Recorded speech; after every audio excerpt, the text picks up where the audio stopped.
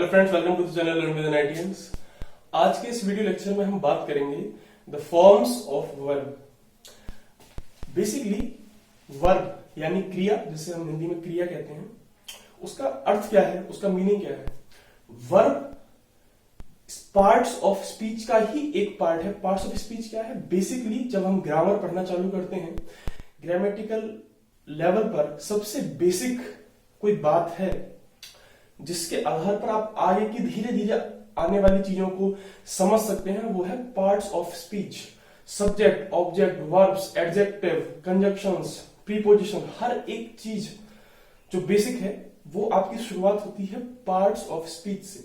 Verb भी parts of speech का ही एक पार्ट है। बेसिकली वर्ब का मतलब होता है किसी भी काम से, उसे हम क्रिया भी कह देते हैं। काम का मतलब क्या हुआ? खेलना, घूमना, दौड़ना, सोना, हंसना, ये हर एक चीज एक काम है। वो काम स्टैटिक हो सकता है, डायनेमिक हो सकता है। सोचना, सोचने के लिए आपको अपने बॉडी पार्ट को मूव करने की जरूरत नहीं पड़ रही है, कोई फिजिकल एक्टिविटी करने की जरूरत नहीं पड़ रही है, बट सोचना, थिंकिंग, थॉट, ये भी एक वर्ब ही है। इसी तरीके से वॉक करना, खेलना, भागना, ये तीनों ही जो वर्ब्स हैं, ये कैसी हैं? ये डायनेमिक, मूवेबल है। इनके अंदर आपकी फिजिकल एक्टिविटी यूज हो रही है। तो इस तरीके से वर्ब कई तरीके की होती हैं। वर्ब्स के कई पार्ट भी होते हैं, पर आज हम उन पार्ट्स के बारे में बात नहीं कर रहे हैं, मॉडल्स या फिर और अन्य चीजों के बारे में। आज हम बात करने वाले हैं forms of verb. Forms of verb basically अगर मैं बताऊं आपको, वो समय यानी कि टाइम के आधार पर किस तरीके से चेंज हो सकती है, क्या क्या उसकी फॉर्म हो सकती है, उसके बारे में आज हम बात करेंगे। पर मैं फॉर्म्स ऑफ वर्ब चालू करूं उससे पहले मैं आपको बताना चाहूंगा कि जो वर्ब होती है वो कुछ फैक्टर्स पर डिपेंड करती है, जिनमें से एक फैक्टर है subject, subject of the sentence. Subject पे किस तरीके से डिपेंड करती है? बेसिकली सब्जेक्ट को मैं दो पार्ट में डिवाइड कर सकता हूं। एक है प्लूरल सब्जेक्ट और दूसरे है सिंगुलर सब्जेक्ट।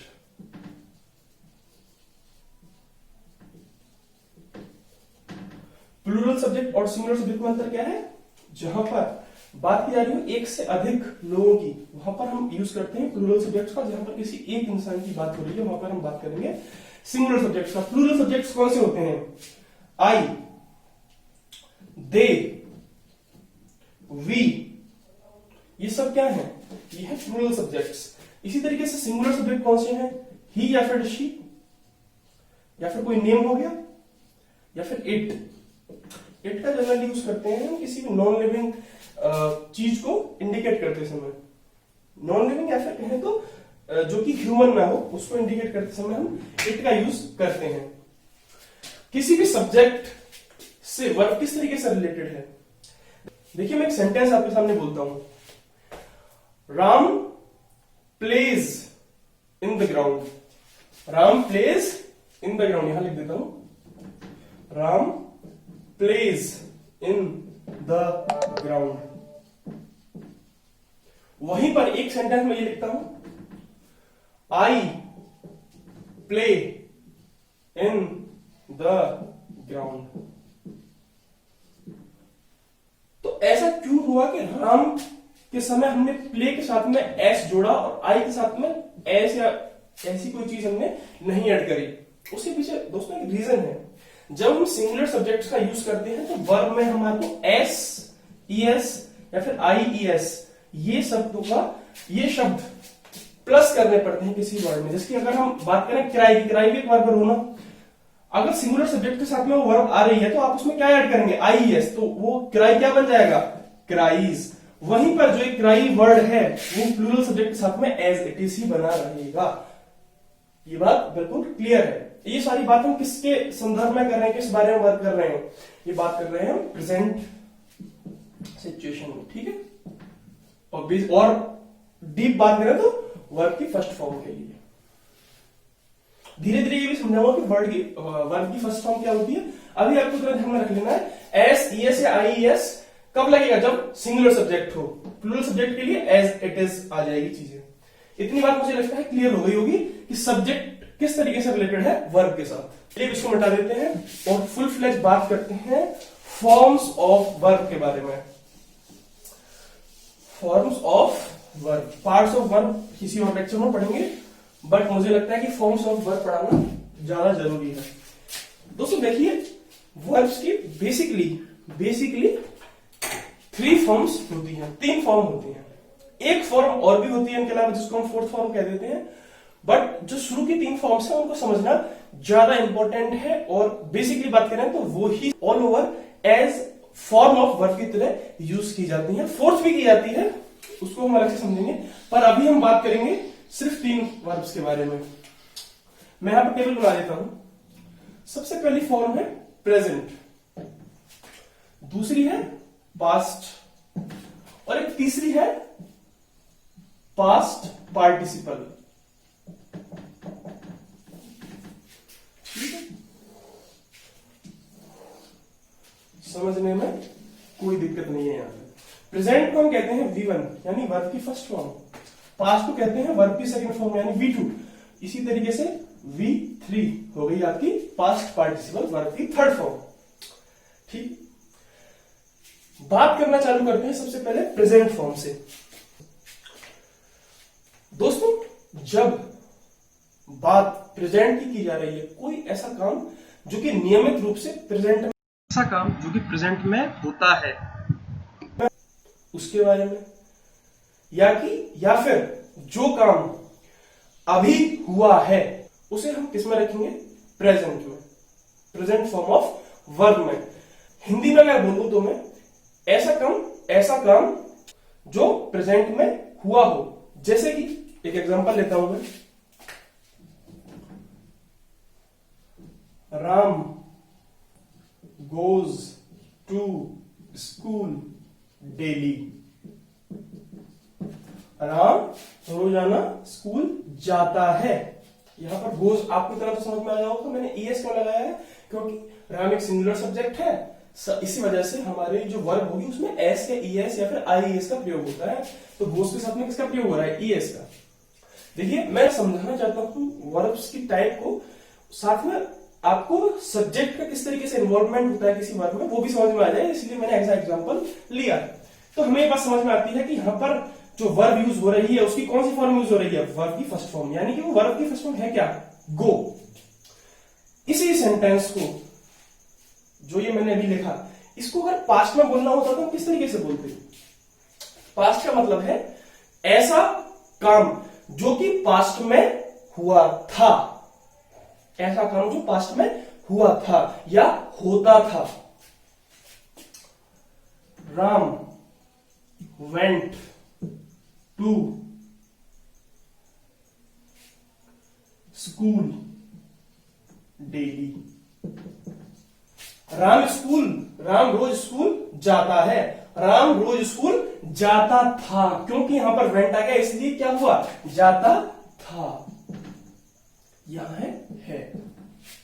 ठीक है, ताते थी आए तब इसको हम यूज करेंगे, या फिर ताते थी तो हम यूज करेंगे पास्ट का, वर्ब की सेकंड फॉर्म का। वर्ब की फर्स्ट फॉर्म क्या हुई? गो। सेकंड फॉर्म क्या हुई? वेंट। इसी तरीके से पास्ट पार्टिसिपल क्या हुआ?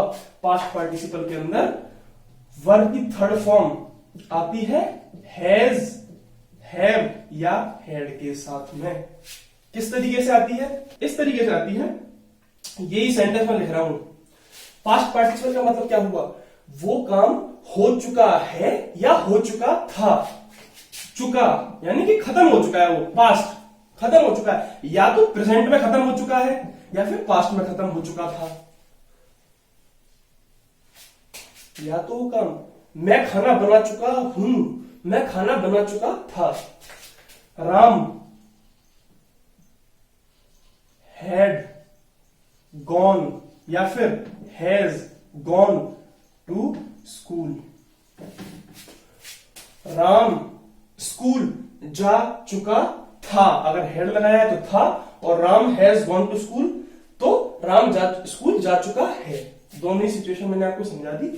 पास्ट पार्टिसिपल से आपको सिर्फ इतना ध्यान रखना है, या तो प्रेजेंट में या फिर पास्ट में वो काम हो चुका था यानी कंप्लीट हो चुका था, तो इसलिए हमने यूज किया पास्ट पार्टिसिपल का। मुझे लगता है कि आपको थोड़ा थोड़ा आइडिया पड़ गया होगा वर्ब की first form, second form, third form किस किस समय यूज करेंगे। इसी तरीके से ईट, एट, ईटन।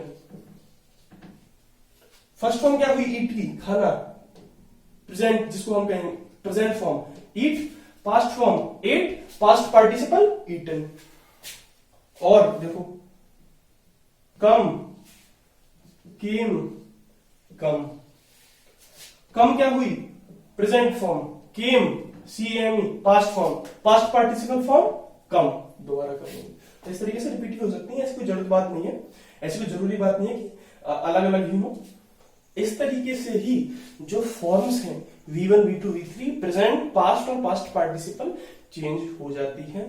वर्ब की फॉर्म इस तरीके से अलग अलग सिचुएशन के हिसाब से प्रेजेंट, पास्ट, पास्ट पार्टिसिपल के लिए अलग अलग होंगी। प्रेजेंट में क्या है, ऐसा काम जो कि नियमित रूप से होता है, उसके लिए हम किसको यूज करेंगे, उसके लिए हम यूज करेंगे प्रेजेंट फॉर्म ऑफ वर्ब। ऐसा काम जो कि होता था, उसके लिए हम किसे यूज करेंगे, पास्ट को। और ऐसा काम जो कि या तो हो चुका है या फिर हो चुका था, उसके लिए हम किसे यूज करेंगे, उसके लिए हम यूज करेंगे पास्ट पार्टिसिपल फॉर्म को। एक फॉर्म और बच जाती है इनके अलावा, उसको और देख लेते हैं तो हमारी बात यहां पर खत्म। वो छोटी सी बात थी, कोई ज्यादा दिमाग लगाने वाली बात है ही नहीं। पर क्या होता है, इसी चीज में कई बार बच्चे कंफ्यूज हो जाते हैं, इनका यूज नहीं कर पाते हैं ढंग से, पास्ट पार्टिसिपल में कंफ्यूज हो गए, या फिर जिसको अब मैं बताने वाला हूं फोर्थ, वो है प्रेजेंट। देखिए प्रेजेंट हो गया, पास्ट हो गया, पास्ट पार्टिसिपल हो गया, तो बचा कौन सा, प्रेजेंट पार्टिसिपल। बिल्कुल सही, प्रेजेंट पार्टिसिपल। क्या बात है, वर्ब की फोर्थ फॉर्म भी से कहते हैं। वर्ब की फोर्थ फॉर्म क्या है, वर्ब की फर्स्ट फॉर्म के साथ में जब ING आ जाए और साथ में इसके आ जाए, इसके साथ में आ जाए इज, आर या एम, तो हम कहेंगे कि ये जो वर्ब है ये आ रही है फोर्थ फॉर्म, यानी कि प्रेजेंट पार्टिसिपल। इस किसके साथ में आएगा, ही, शी, इट, या फिर कोई नेम हो गया उसके साथ में आएगा इज, प्लूरल सब्जेक्ट हो गया उसके साथ में क्या आएगा, आर। और एम किसके साथ आएगा, एम आएगा आई के साथ में। बिल्कुल इजी सी बात है, तीनों का पता चल गया, इस आर एम का यूज हो गया। इसी के साथ में अगर हम पास्ट की बात करेंगे तो प्रेजेंट की बात, अगर प्रेजेंट में कोई काम चल रहा है, अगर पास्ट में कोई काम चल रहा है तो उसके लिए हम यूज करेंगे वाज या वर का। पास्ट के लिए सिंगुलर हो तो वाज, प्लूरल हो तो वर, सीधी सीधी सी बात है। वर्ब की फर्स्ट फॉर्म प्लस ING का मतलब क्या हुआ, coming, going, eating, dancing, singing, सब में ING लग रहा है, यानी कि ये कौन सी फॉर्म हुई वर्ब की, फोर्थ फॉर्म। अब आपके मन में सवाल भी आ सकता है कि यार ये तो हमने पहचानने की बात कर ली कि हम किस तरीके से पहचानेंगे कि ये वर्ब की फोर्थ फॉर्म है। असल मतलब क्या हुआ इसका, फिजिकल सिग्निफिकेंस। फिजिकल सिग्निफिकेंस ये है कि ऐसा काम, ऐसा कार्य जो प्रेजेंट में या पास्ट में चल रहा है या चल रहा था।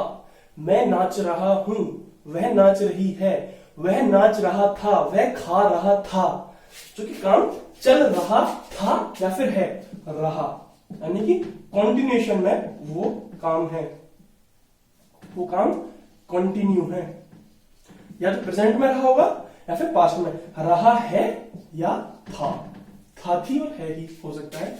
ठीक है, ऐसा काम जो कि प्रेजेंट में हो रहा है या फिर पास्ट में हो रहा था, उसके लिए हम किसको यूज करेंगे, वर्ब की फोर्थ फॉर्म को। सीधी सीधी सी बात है। मुझे लगता है कि आपको ये वर्ब की चारों ही फॉर्म समझ में आ गई होंगी। First form present, second form past, third form past participle और फोर्थ फॉर्म प्रेजेंट पार्टिसिपल, जिसमें हम ING का यूज करेंगे। और उससे पहले इस RM लगा देते हैं। एक एग्जांपल और ले लेता हूं, Ram is dancing in the class, Ram class में नाच रहा है। एक एग्जांपल हम पास्ट का भी ले लेते हैं। चलिए, they were doing the work all night, वो सारी रात काम कर रहे थे। डूइंग प्लूरल सब्जेक्ट था, इसलिए क्या आया, वर आया। मैं आशा करता हूं कि आपको ये चारों ही वर्ब्स समझ में आ गई होंगी और किस तरीके से हम इनका यूज करेंगे, पहचान किस तरीके से हम ले सकते हैं। और आगे इस तरीके की वीडियोस के लिए जिसमें मैं पार्ट्स ऑफ वर्ब भी बताऊंगा, आप चैनल को सब्सक्राइब कर सकते हैं। वीडियो अगर आपको अच्छी लगी तो वीडियो को आप लाइक कर सकते हैं, बेल आइकन को दबा दें जिससे कि ऐसी वीडियोस की नोटिफिकेशन आपको मिलती रहे। तब तक के लिए थैंक यू।